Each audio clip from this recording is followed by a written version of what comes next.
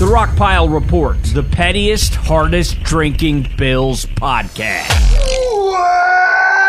Welcome, everybody, to another edition of the Rockpile Report podcast. I'm your host, Drew Gear. It's my producer, Chris Kruger. In studio with us tonight, Doug Relosky. Hello, everyone. Doug Relosky, football coach extraordinaire. He's a, what do you want to call that, a humanitarian? Yeah, I love the kids, man. Knows most Not of like Michael Jackson. No, not that kind. knows most of my dirty laundry. All of it, pretty much, yeah. Pretty much. Yeah. It's always fun talking about just almost anything. We're just a good hang. We are. You just had a pool party on Saturday. Yeah, 77 people ended up showing up. And it's a good hang. And what I love, Chris, is that all the guys who don't know, like me and Davini, walk into, we'll get a hold of Doug the next day and they're like, oh, those guys. We got to invite those guys to a party sometime.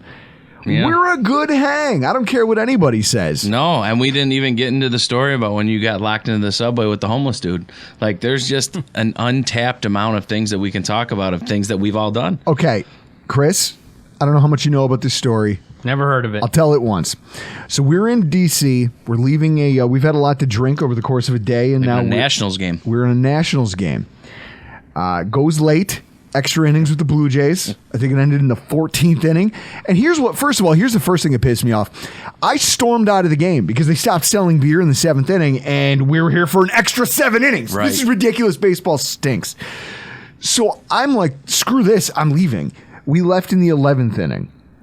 The game goes to 14 innings. And now me and like 3 of the other guys who were with me, who were just like, to hell with this, we're leaving. We get on the train. And we're all sitting there, like, just talking bullshit. And we're actively talking about it. We're like, man, screw those guys who stayed. Mm-hmm. Screw them. What do they know? Well, turn around and look. They're all in the car with us. Because that's how the trains work in D.C. Like, Chris, you were just there not that long ago. I mean, I was near it. The green line, the red line. Did you have a chance to take any of those while you were down there? No, we stayed in Bethesda and then went over to Alexandria. That's where Matt's aunt and uncle live. Yep. That's where we stayed, Bethesda. Yeah, I think we stayed in Rockville.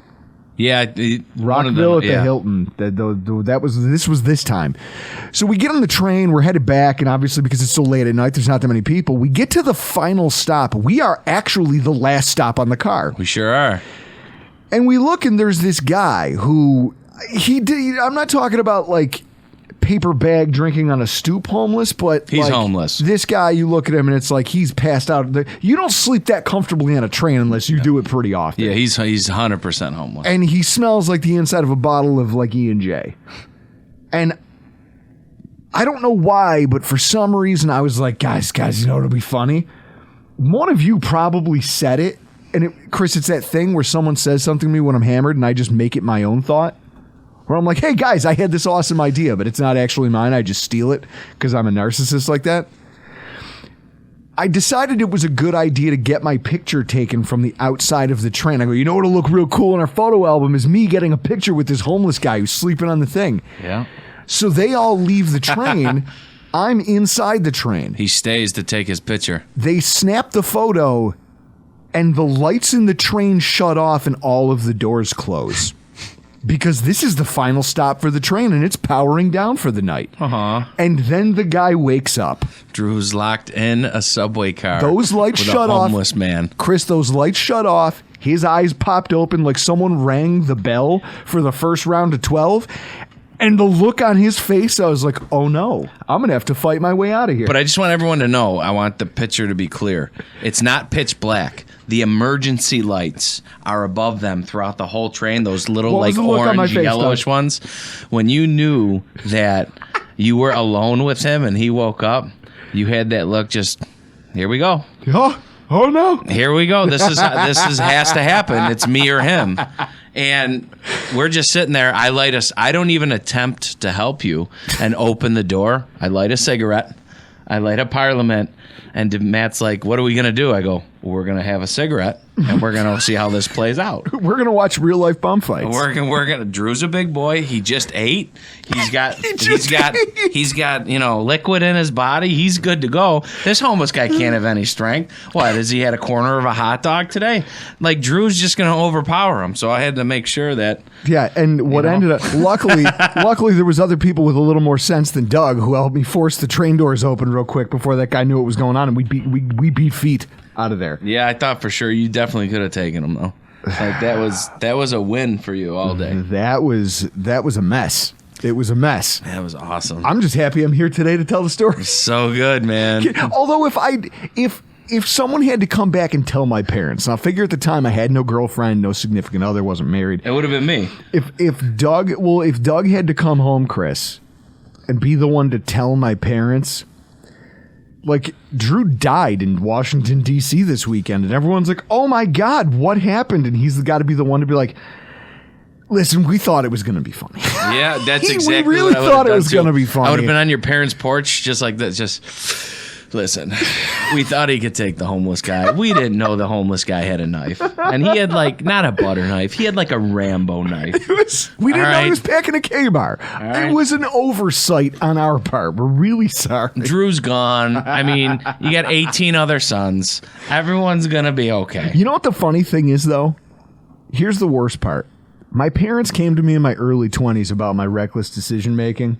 You mean after they saw a picture of duct-taped drinks to your hand? Oh, no, well after that. Just when I moved home and, they realized, hey, we co-signed this jackass's student loans. My dad threw that at me, or I remember someone, I think actually it was my mom. She brought it up. She was like, if something happens to you, your father co-signed those loans. Like, what, you're going to stick us with the debt? You should calm down and step... So I took out a term life insurance policy. That's what they're worried about. Well, if something happens to their son. I think in her mind, to defend my mother, she loves me. I know that. I think in her mind, she thought if she threw the financial implications of my poor choices at me like that, it would change the way I saw things. And it did.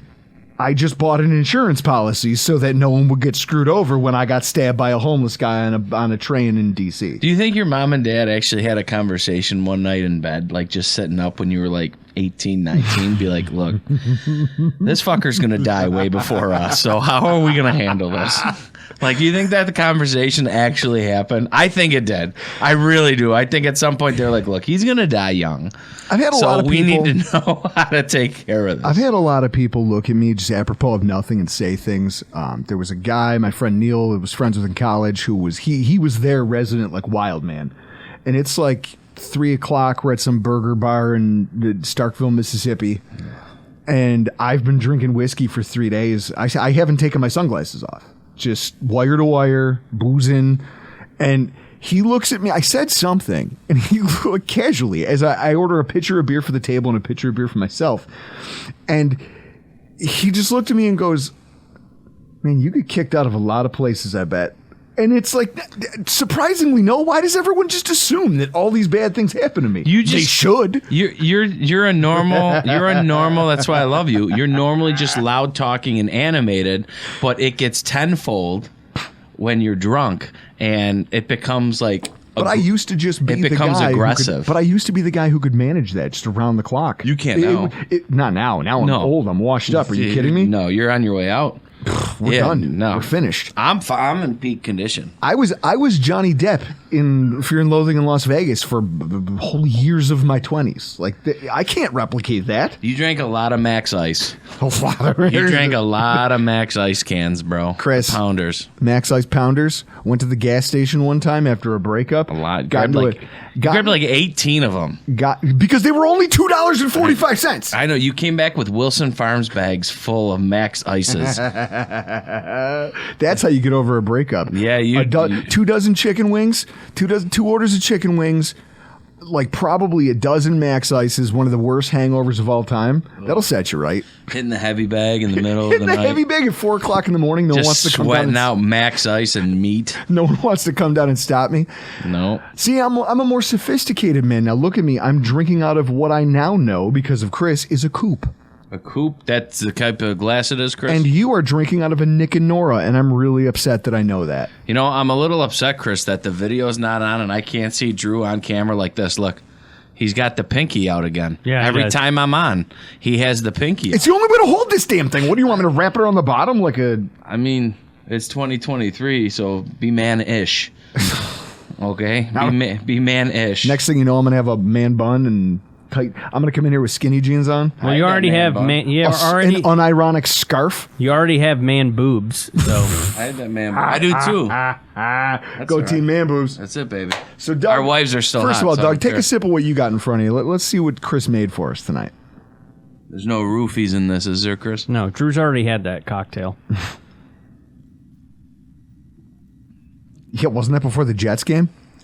No. Crawling across my front So yard. the first thing I get of this is mint, Yeah. right across the way. Ooh, mint, and I'm assuming there's gin in there, right? Mint, gin, and is there simple syrup? And Saint Germain. 3 out of 4. I wouldn't have got the Saint you. Germain. This is excellent, dude. Excellent work. Did you use Yeah. the beef eaters? No, but aloe and cucumber gin. Okay. This has a smell of... What does it smell like to you? Horse nut. I almost got black licorice off of it, but I know that's not it. There's something... Put your pinky away. Okay, so this drink is orange in color. It's got a little bit of... there's citrus, but there's also a... There's citrus and there's a tang, but then there's also something that's balancing it out there. It's dark. Almost got like a nutty thing going on with it. Chris, what is this? It is called Champs Elise, which is French. Try that. It has lemon juice, Okay. Ango, simple syrup, Okay. green chartreuse, and cognac. The cognac. See, that's the dark. So That's there's good, your, man. there's your tart. With the, That's good. What is cognac? Cognac. Like there's so there's bourbon, there's scotch, there's like I'm thinking of all of the different things that I've had. But what is cognac?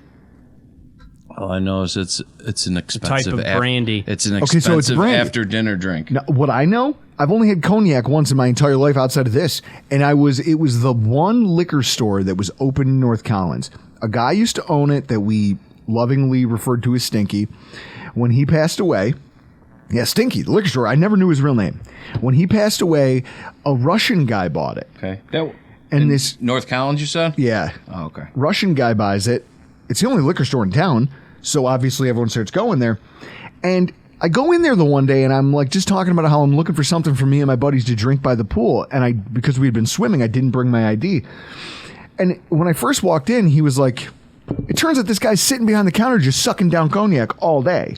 Let him. So Is he smoking in the store? Tell me he's smoking in the store. probably. I love that. It always smelled like cigarettes in there, so I'm sure. I love that. I go in there, and he's like giving me he just pulls a bottle out from behind the counter and pours me a shot and him a shot. He goes, what about cognac? You try cognac, and he pours some, and I rip it, and I'm like, wow, all right, and whatever. And he goes, you try again. You try again. It get better. He pours me another one.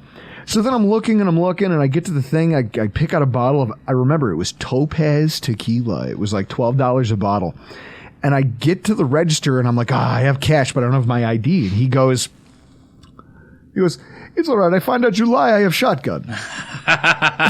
And I bet you would have used it too. I mean, there's no doubt about it that he would have used getting it. pistol whipped by a guy, by a Russian guy who was just feeding you cognac would have been the cool. Like, that's a story. It's all right. Do you know the liquor store in Angola near the railroad tracks? Yeah. Watched a couple drug deals go down on the side of that building. That's hilarious. Well, that's Angola for you. That's why North Collins was way better than Angola. Yeah, North Collins is all class. Lakeshore can kick rocks.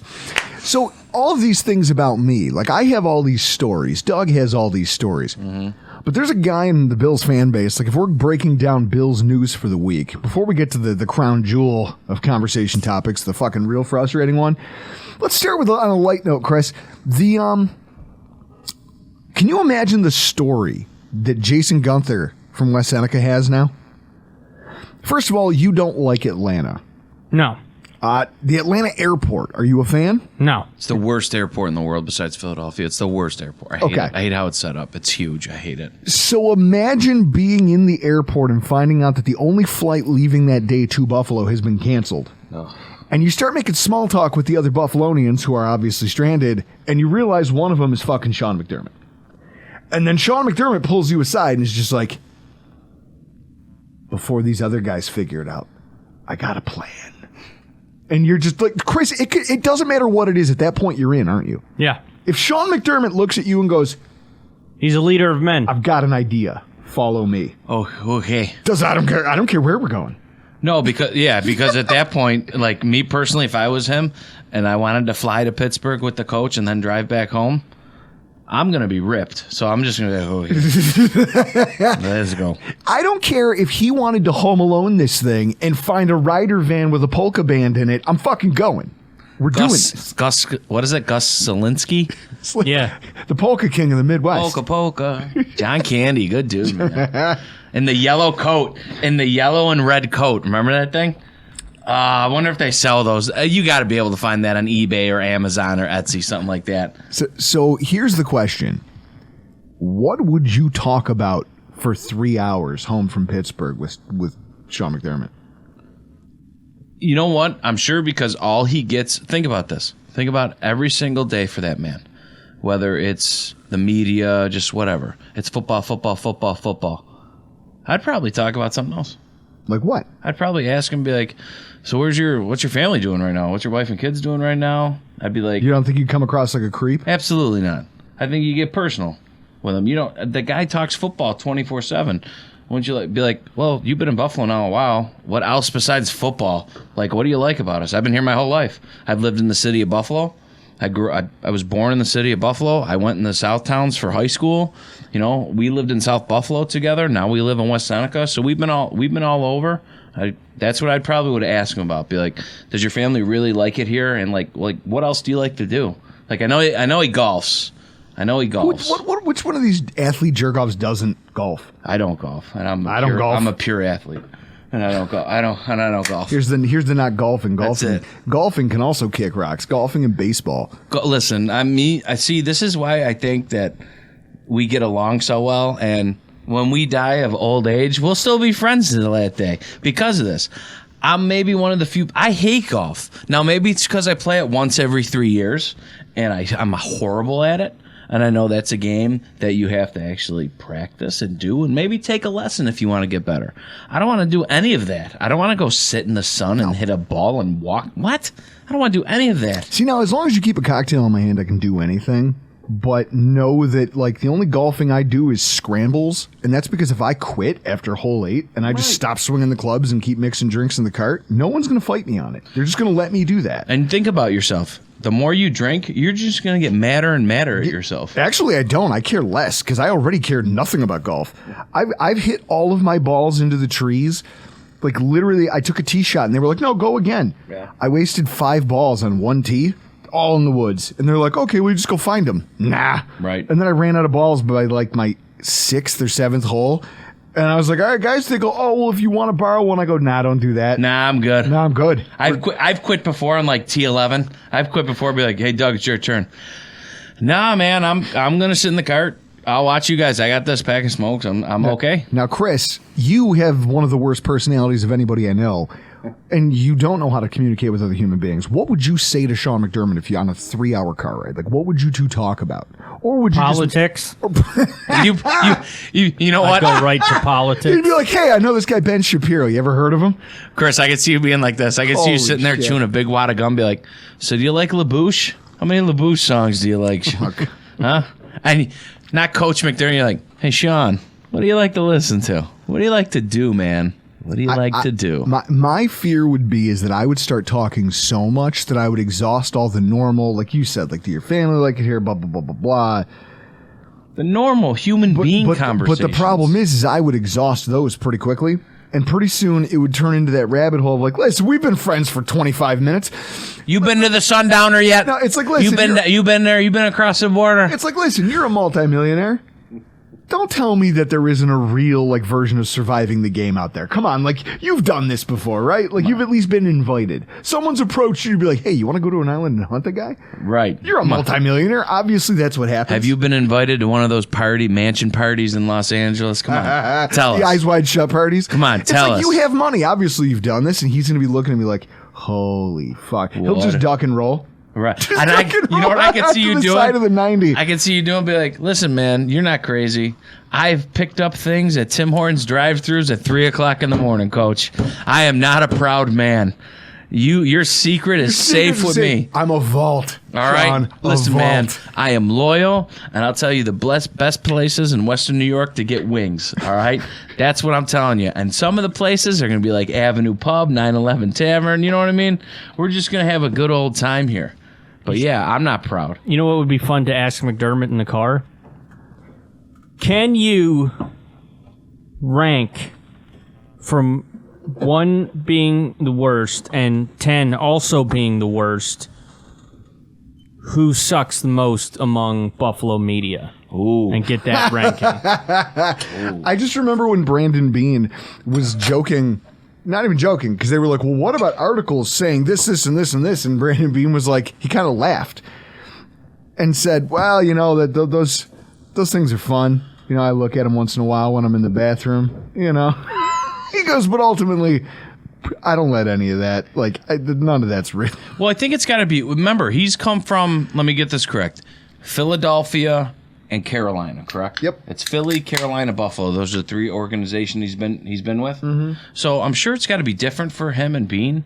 Maybe not so much in Carolina, but Philly's a pretty big market. But can you imagine being one of those coaches in like New York City or L.A.? They got to have like 25 different talk show hosts. Yeah.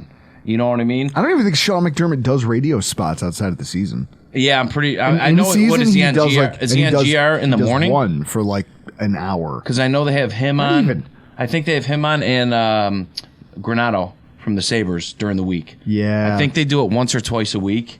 And I know they do the roundup and stuff like that. But can you imagine? Listen, we stopped listening to him talk because, Chris, we started doing our own press conferences, which the day you stop working on Sundays, we're bringing back. Allegedly. Don't think I didn't bring. I have that podium. You think that like the ability to live stream isn't something that we've like? Thank God technology's finally caught up with us. Yep. We'll do it live. Say you're People can watch me chip my elbow in real time. Say you're one of these head coaches and say you're in one of those big markets. Do you think that like Daboll now being in the Giants, do you think he has to like contractually go on like 25, 30 different talk shows in New York City? Oh, I'm sure. I think what it is the team's PR department goes, listen, we signed you up for what these you obligations. most likely do in that situation is you are obligated once a week to the radio station, whether it's the morning show or drive time show, for the station that has the rights to the team. That's how that most likely works. So say in a big market like New York, like obviously in Buffalo, WGR has those rights. WFAN. Okay. So if they have the Giants broadcast rights for radio, then... So do you think it's just one? One. It's just one in every... You think every market it's just one? Yeah. It's whatever affiliate has the rights to the radio broadcasts. Because I remember, like, when we'd take those guy trips, and we went to Chicago. I got to go see Wrigley. I got to go to a couple games there. And I remember my Uncle Dave leaving, and he goes, Douglas, turn on the radio. He goes, I want to hear the sports about the game. I said, all right. So I turned on an AM station in Chicago. You know how you go to 550, and then you can go to, like, 930, and then there's, like, 1160 if you're a Yankees fan here? Yeah. If you just press Seek on your radio... or tune and goes to the next station, it's another sports. It's another sports. Oh, they have multiple. Sports. Like look at New York City. They've got Chris. How many do New York City have? There's WFAN. There's the ESPN radio affiliate. Probably got CBS. I mean, I can look at that. I'll give it a goog. Do you think some of these people who were let go from ESPN, you think they end up doing podcasts or they end up going to some of these affiliate radio stations? What do you think they do? What do you think some of them do? Most of them can crawl under a rock and die for all I care. Like, what do you think? Okay, I'm being too candid. Like, what do you think Steve Young does? Steve Young, here's the problem. The reason that they're not there is because you don't have, like, look at this. People got mad when ESPN hired Pat McAfee, right? They hired Pat McAfee as they were laying off 20 people. And everyone goes, that's in bad form. That's in poor taste. I'm sorry, Pat McAfee is what sells right now. He's fantastic. You know what Steve Young isn't? He's not on any... If you're listening to a broadcast and you hear Steve Young giving a critique of a play or if he's doing color, I bet you he's amazing. 7. 7 radio stations in New York City. 7? That are sports. See? And that's because you got the population size to support it. Right. Then each station knows it's going to find a personality that resonates with someone. That's according to mytunerradio.com. Okay. So that's 7 between, we're talking about football. So that's 7 between the Jets and the Giants. Yeah. Okay. So 2 football teams, so what, 3.5 per team if you wanted to divvy it up. That's still 3 more than we have. So I'm just thinking about this, though. These guys aren't bad. It's just that what you do doesn't have a lot of value anymore. Yeah. Or at least it's been devalued by the fact that I was listening to ESPN radio was on. It was late at night. I was driving to Home Depot to pick up a new grill grate because I left mine at the state competition, Iman and I did. Literally left it on the racetrack. What's up, Iman? I love you. So I leave this thing on the racetrack. I have to go buy a new one, and it's probably about 7:30 at night as I'm driving over there. And there's something on ESPN radio that's being played on WGR 550, and they're talking about this idea that amidst all these layoffs, the biggest problem is that you can listen to commentary. Like, look at, they gutted the basketball broadcast for ESPN. Their basketball room is a totally different crew now. Gundy's out. The idea is that even if the commentary is brutal, it doesn't change viewership. People still watch the game. They just don't enjoy it as much, and they bitch about it on social, but it doesn't matter. They still watch. I still pay, and I just actually checked today because it just went through. I pay $218 a month to Verizon Fios. Mm-hmm. I still have one of the few people who have cable. I will never get rid of cable because of sports. Okay. I won't do it. I don't want to stream it. I like that I have access to all the 4 major sports. On top of that, I'm not lying, right now, you can go to my house right now with Verizon. I guarantee you, if you turn on one of the channels, you can watch cricket, you can watch rugby, you can watch And I'll tell you pickleball. what, do you know how much rugby I watched over the years? Swenson. Shout out to Mike Swenson. It made me a Queensland Reds fan. I was getting up at 3. My wife didn't understand why I was getting up at 3:25 in the morning on Saturdays. Putting on my kit, and I'm sitting there watching it. I'm streaming it free because I got ESPN. I get ESPN Plus after a while because they started carrying the Reds games, and I would stream it, and I'd have a beer. And my wife's like, "What? It's 3:30 in the morning. You're drinking a beer?" I go back to bed. The fuck are you doing? Go back to sleep. I'm up. Go back to sleep. I'm up now. I will come back to bed when this is over, which is a lie because now I'm all fired up because I'm watching a sporting event and drinking beer. Absolutely. I don't care what time it is. Listen, when I'm getting ready for work at 5 a.m., okay? When I'm getting ready for work and I'm putting my uniform on, I'm a CO. You know what I've been watching lately? Japanese baseball. And I've been betting on it, too. Of course you have. Either the LG something, the Samsung something, the Mitsubishi Cruise, whatever it is. I'm betting on them. Whoever's the winner at the time I'm making my bets, The idea is that I don't care who those commentators are. I just want to watch the game. And that's the way most people are. Right. And I think ESPN has figured that out along with trying to save cash and do all these things. They figured out. Do they put all their eggs in one basket with McAfee? They gave him a nice contract. Huge. They gave him a great one. Now, I've watched him this past year on college football. I thought he was great. I like his podcast better. Well, yeah. I think him and AJ together are hilarious, but they're also spot on because they're both obviously former athletes and had long careers. But so now the idea is ESPN has to allow them to be that, and it's outside of their culture to do this. So maybe this is a sign that everything's changing, and the problem is the Steve Youngs of the world are no longer what's it. True. Because Steve Young was he still was a company guy when it came to the Shield and when it came to the game, and I'm going to carry myself, and I'm not going to break this player down, or I'm not going to talk about this guy in a negative light because that's not what I'm here to do. Well, guess what? That's not what sells. So I just don't understand how they can pick and choose different things like that. Like, okay, Steve Young maybe comes off as a little dry. You know what I mean? They all like do. That.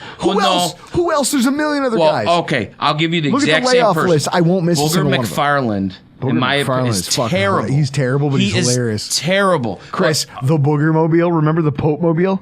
Yeah, that thing sucked. It was amazing. Hey, let's take one of the biggest guys on the staff and let's put him on a chair and block everyone's view. Like Mr. Burns. Mr. Burns came up with that idea. Like, let's block out the game for this select group of people and then hold them hostage. Tell them, listen, if you don't wire me $50 right now, I'm not going to move this fat guy out of your way. But I think they fired them both, right? I think they fired Booger and him, right?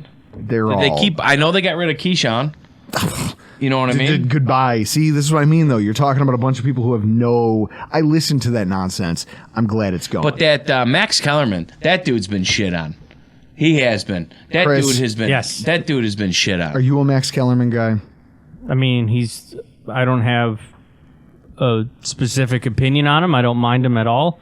I mean, he's got your hair. He looks like an idiot. He'll be fine because he has boxing to lean on. He does, and his boxing knowledge is great. But like, I don't know what the problem was with him and Stephen A. Smith, because I am a Stephen A. Smith fan. I do like him. I like his takes. I love that he hates the Cowboys. Like, that's the pettiness of him against the Cowboys fans. Well, I like it because basically he all thinks of this, and he can't come out and say it obviously because you're going against a billionaire. But I think he thinks what a lot of people think in professional sports. Jerry Jones, I don't care if you're worth all this money. Why don't you let someone take the reins and fix it? You know what I mean? I get it. So there's a lot of things, right? Like there's all these issues at ESPN. There's all these things that are affecting media right now.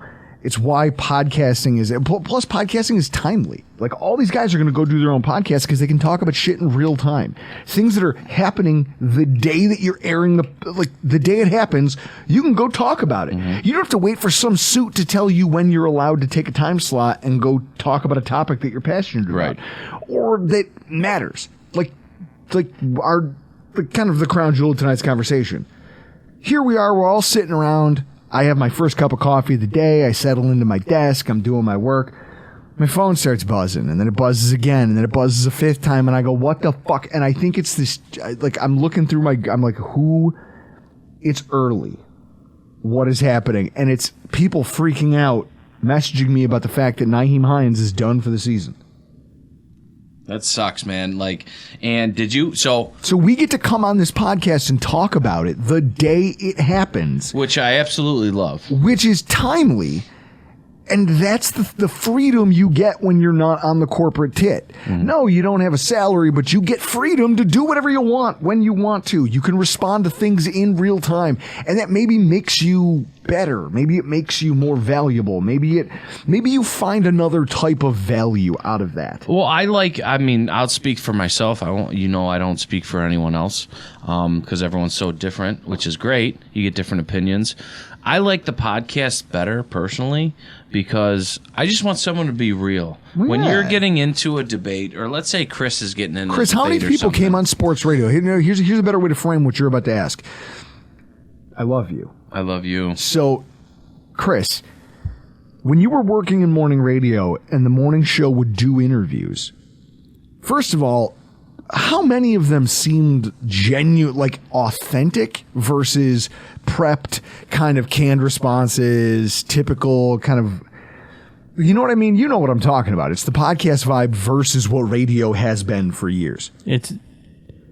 It's dependent on whether if it's a phone interview or if it's an in-person interview. In-person interviews seem to me be more genuine. When I was at 790 The Zone in Atlanta, there were 2 interviews I remember specifically because I had to go, as the intern, I had to go get them because it's before 8 o'clock. No one's down at the front desk, so you need a key to get up. So I have to go down and get Cal Ripken Jr., and Patrick Warburton was the other one that I had to do. He played Putty on Seinfeld, for those that don't know.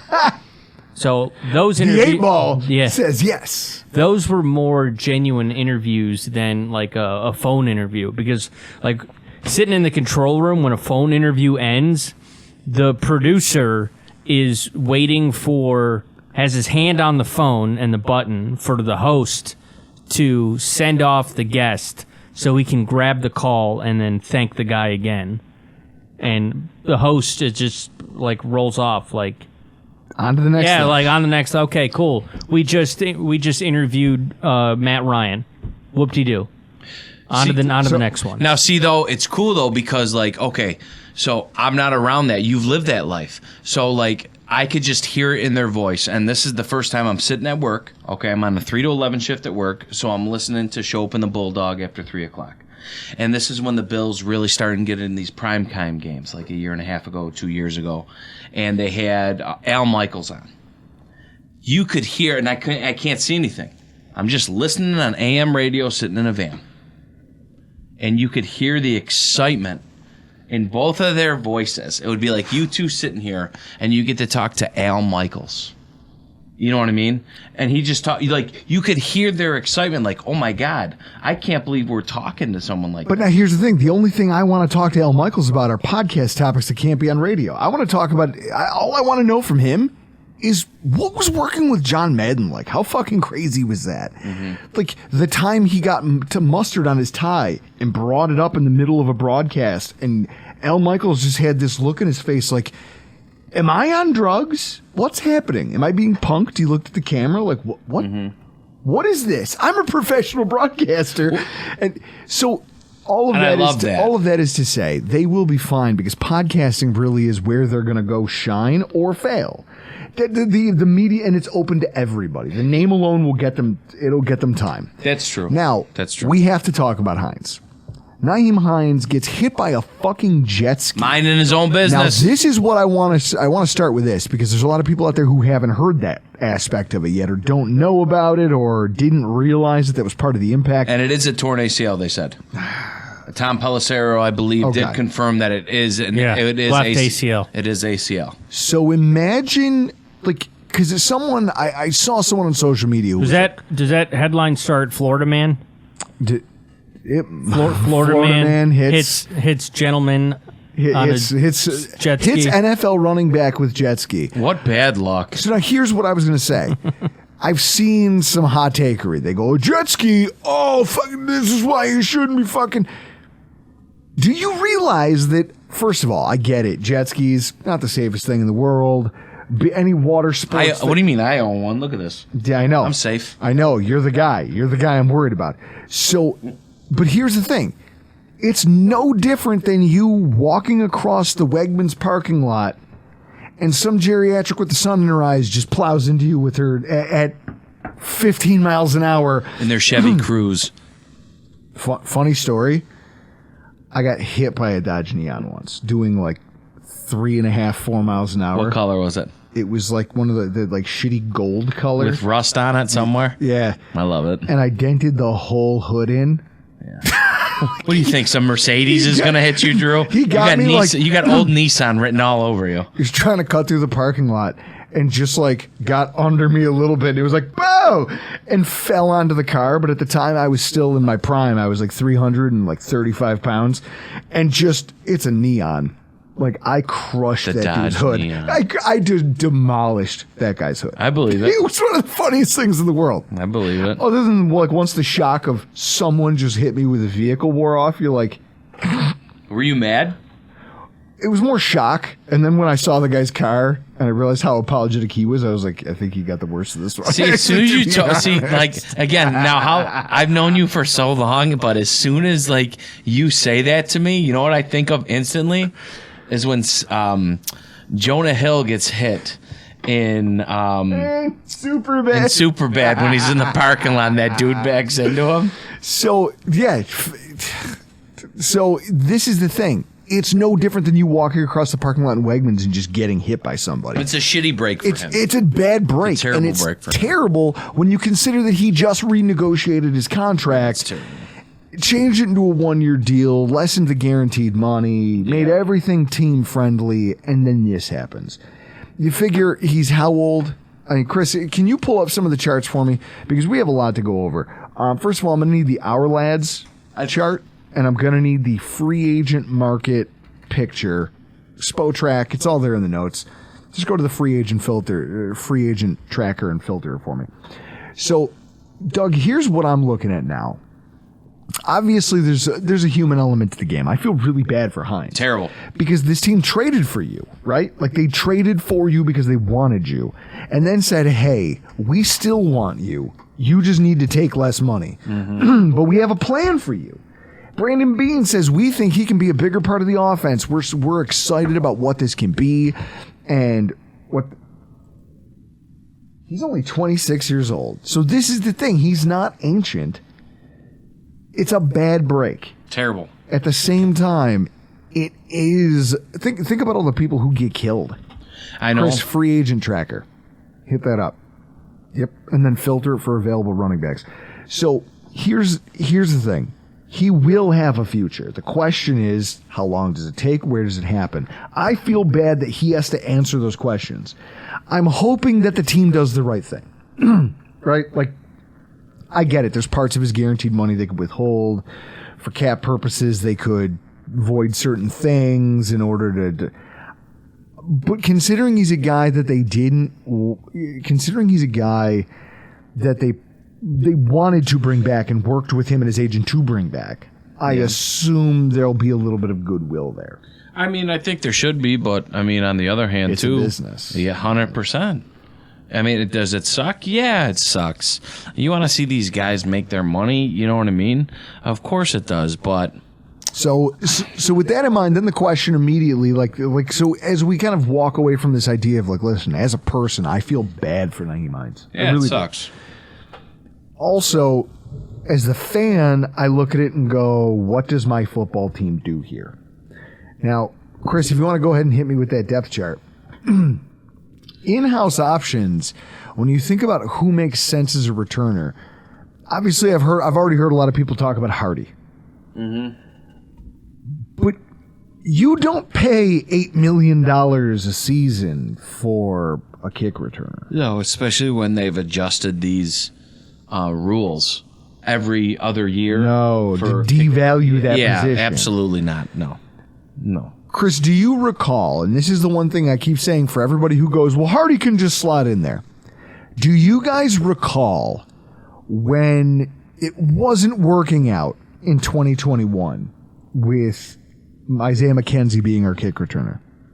It just wasn't going well. Mm-hmm. He did ball security issues. The Indianapolis Colts, great example. They played it on Hard Knocks, how in their special teams meeting, they openly talked about his ball security issues in Indy's special teams group and talked about how they were going to use that against him. And sure enough, he fumbled and put him on the 6-yard line that led to a touchdown. Mm-hmm. So we weren't doing well. And towards the end of that year, the coaching staff said, fuck it, we'll let Micah Hyde stand back there and fair catch every single punt. We're not even going to try to return him. And he's got some good hands for that.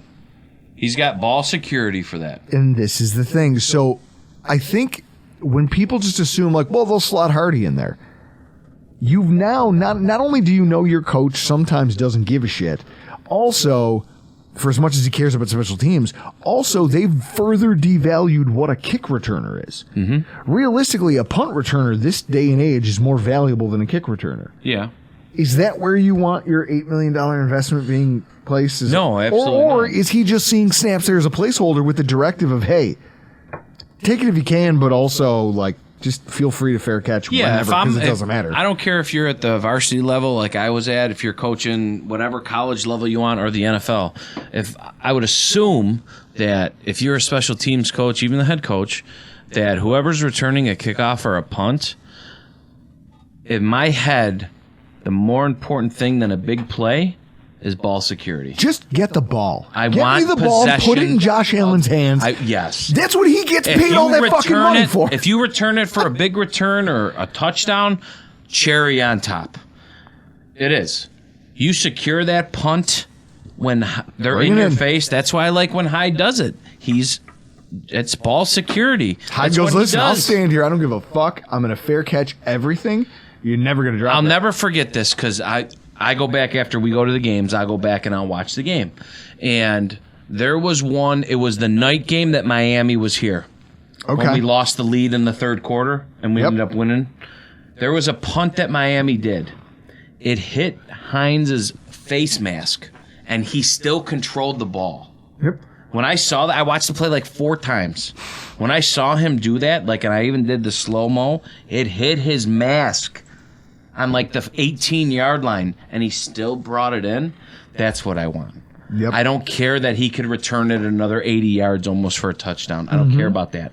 I want the safety in my head knowing that that ball is going to be caught. Chris, what would you rather do? Take a guy who's a 75% to catch it, or do you want the guy who's never going to give you anything but will put the ball in Allen's hands every time?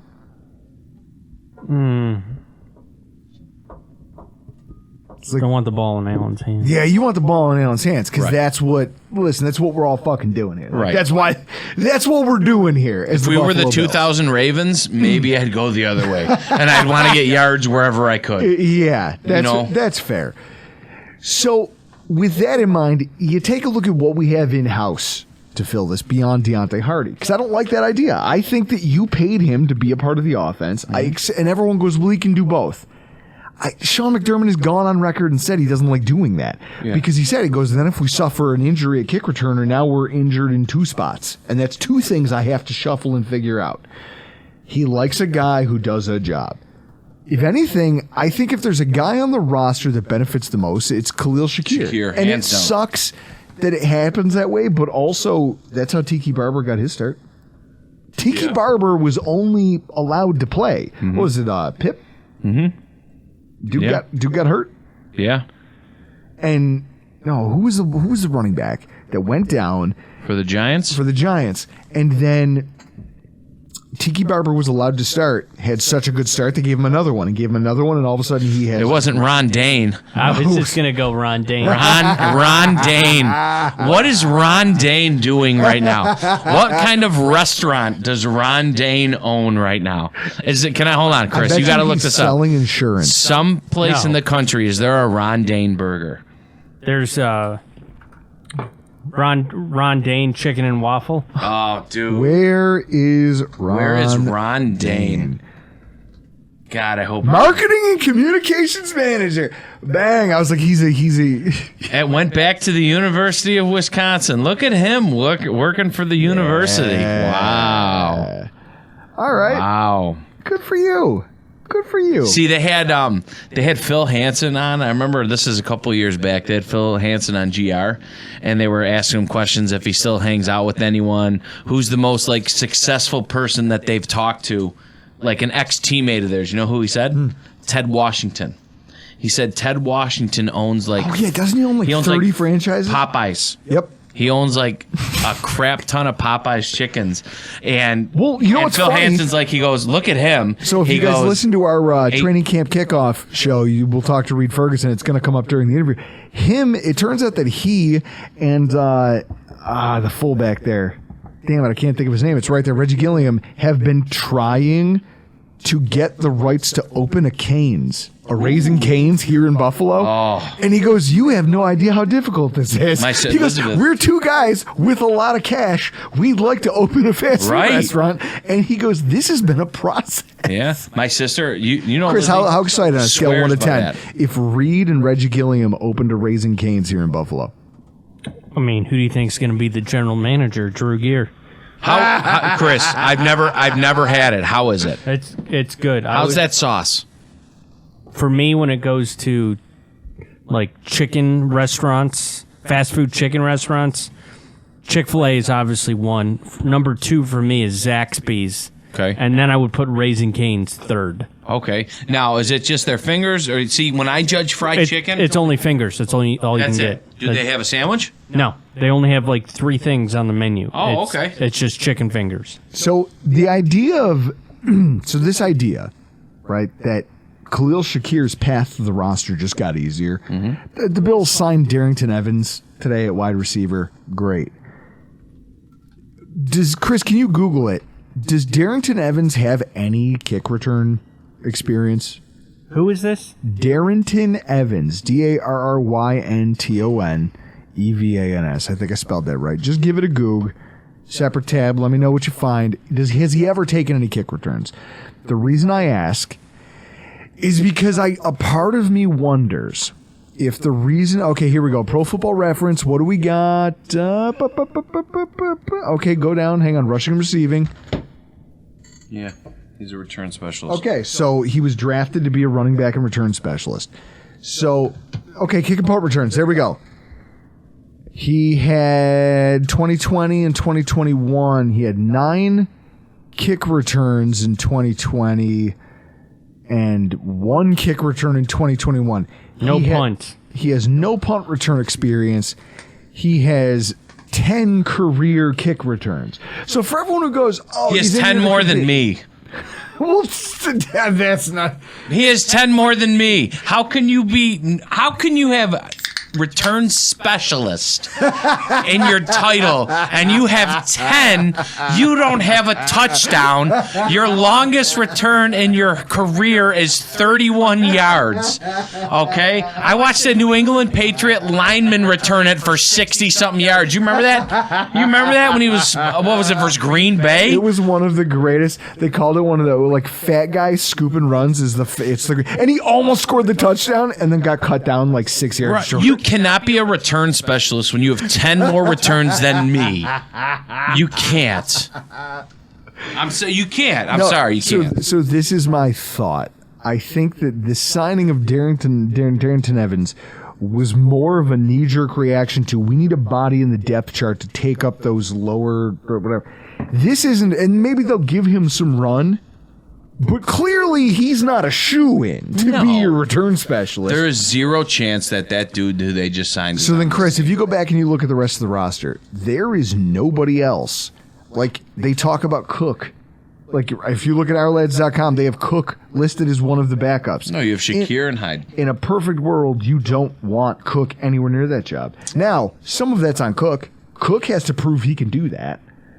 But there it is. There's Khalil Shakir's path to the roster and seeing snaps in a meaningful capacity for this football team. Oh, it just made it, more so. There was zero chance, even before this injury, that Shakir was going to be left off this roster. There was zero chance. But think of this, too, job though. Now, security now. You're right, but think of this, too. So there's 18 games. This is terrible. Iman, you brought this into that thing. I can't drink it. What is it? Good God, it's an ice house. Taste that. God. Iman brought this? Iman. That's skunky. Iman, I don't know what you do over there. You know what that tastes like? Beer we drunk at Jeff Lavallo's house in Lackawanna. Oh my God, that's terrible. So think of this. So there's 18 games, okay? How many, with the new rules, how many kickoffs do you think actually the Bills are going to return? Oh, well, Chris, how many do you think? The new rules basically shut this down. So how many? Give me a ballpark. What do you think? 18 games with how good of our defense is. How many returns, actual returns, do you think we have in 18 weeks? I'm not talking just kneeling it and we getting the ball at the 25. I'm not talking that. How many returns do you think we actually have? Okay, hang on a second. I don't know, like less than 30? I think it's way less than 30. I'm with you. I think somewhere between like 15 and 25. Sure. Returns. I think it's less than 2 dozen. It's like almost. It's going to come down to like there's like a situation where I don't know. Maybe there's 13 seconds left. Okay, and onside kicks don't count. Okay, in 2022, according to ProFootballReference.com, kick and punt return league averages per game. Kick returns. There are right now, across all 32 football teams last year, 1.9 returns per game on kickoffs. Say that again? 1.9 average per game. So 1.9 over the 18, so what? That's a little more than 2 dozen? That's a little more than 2 dozen for the course of a season. The whole year. And that's if you think you have a good returner. And that's before the rule change. So now after the rule change, you're sitting here going, wait a minute, I'm going to shuffle the deck for what? I'm going to put a bunch of resources and kill myself trying to fill a roster hole that realistically, this guy might return one kick where it's actually advantageous for my football team to do so. One time in an entire game. And everyone's like, oh, well, man, who are they going to sign? Fucking nobody. Nobody is the answer. They'll put Chris back there and go, hey, Chris, do you know how afraid you are to get fucking tackled by one of these guys? Just catch the ball. Chris, would you be scared? I'll take it like Knoxville. Would you be scared? Jackass. Would you be scared? He'd be like Johnny Knoxville with bulls. Yeah. Dude, that guy got messed up, though. I wouldn't. You know he's got erectile dysfunction from getting hit by a bull?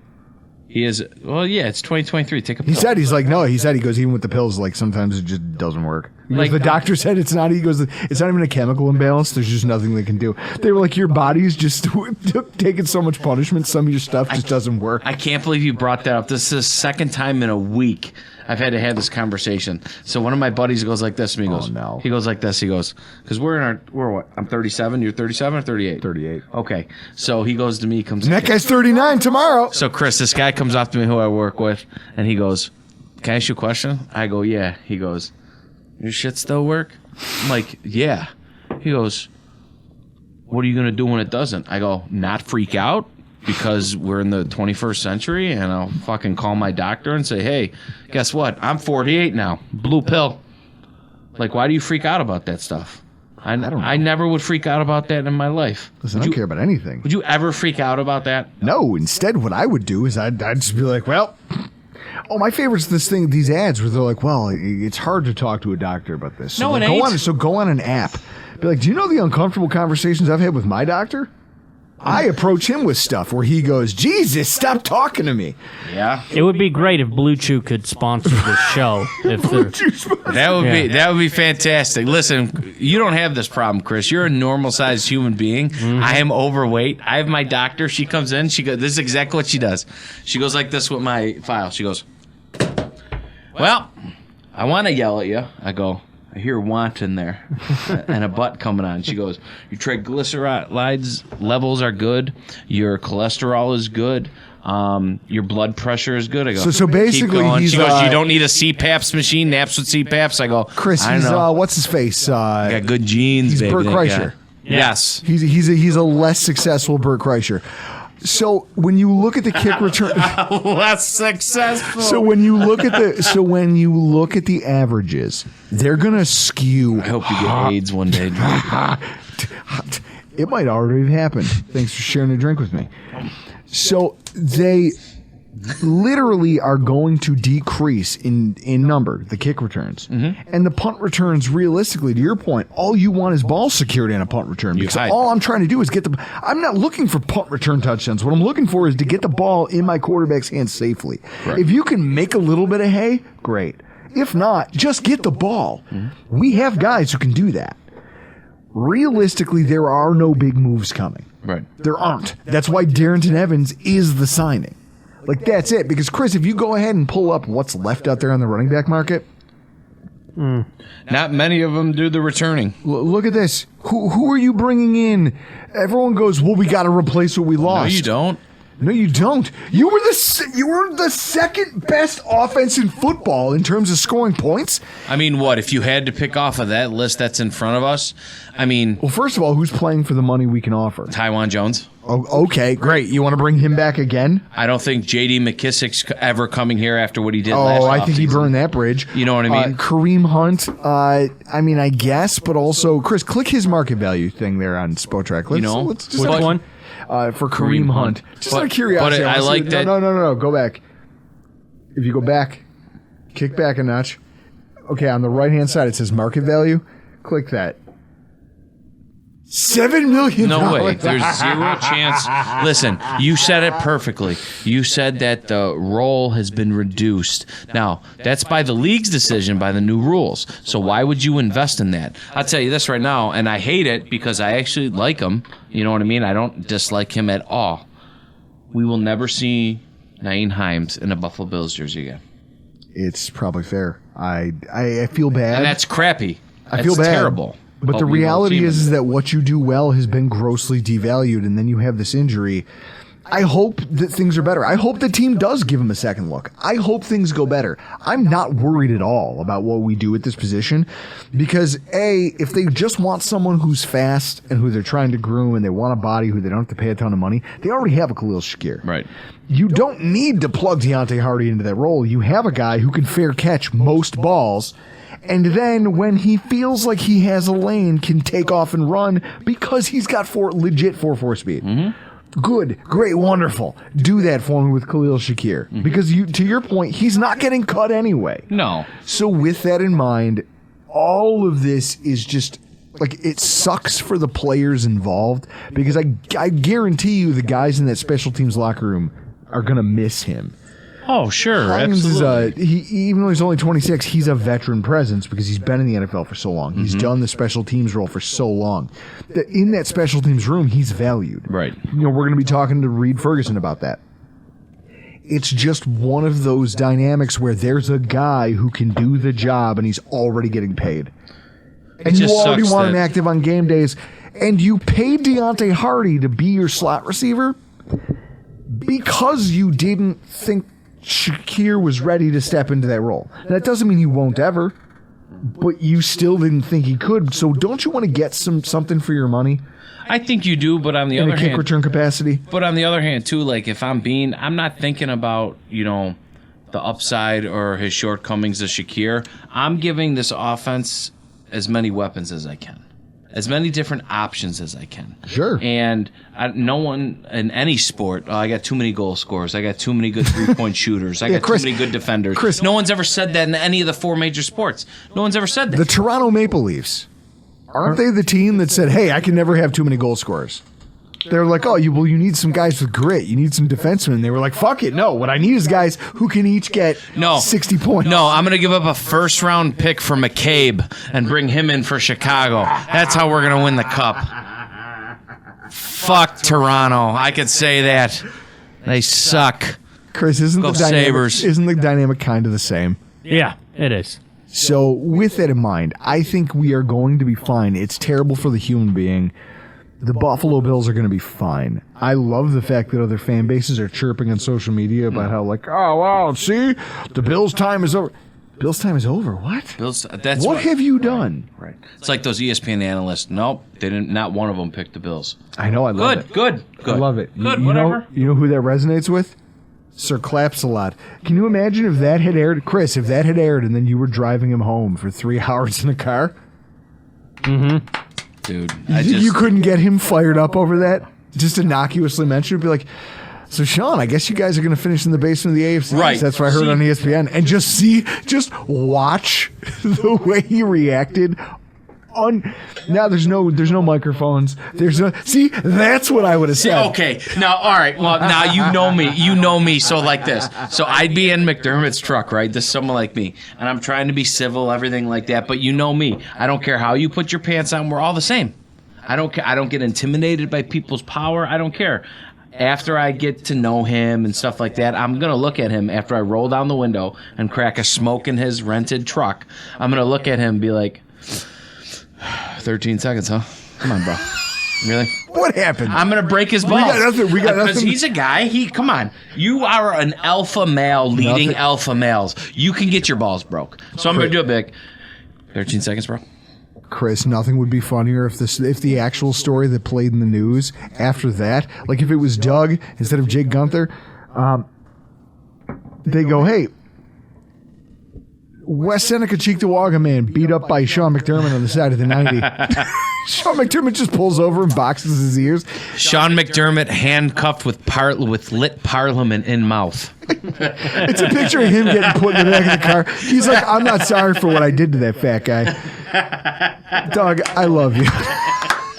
Chris, this has been fun. Good. I'm glad we got to talk about this. See, this is why all those assholes at ESPN are going to be fine. Yeah, they're going to get to talk about things on the day they happen in real time, but also get to put some nuance and their own spin on it. They're all going to be fine, unfortunately, because some of them should probably trip and fall down a flight of stairs. But I digress. For at least right now, we got to get the hell out of here. I'm Drew Gear. That's Chris Kruger. That's Doug Relosky. This has been your Rockpile.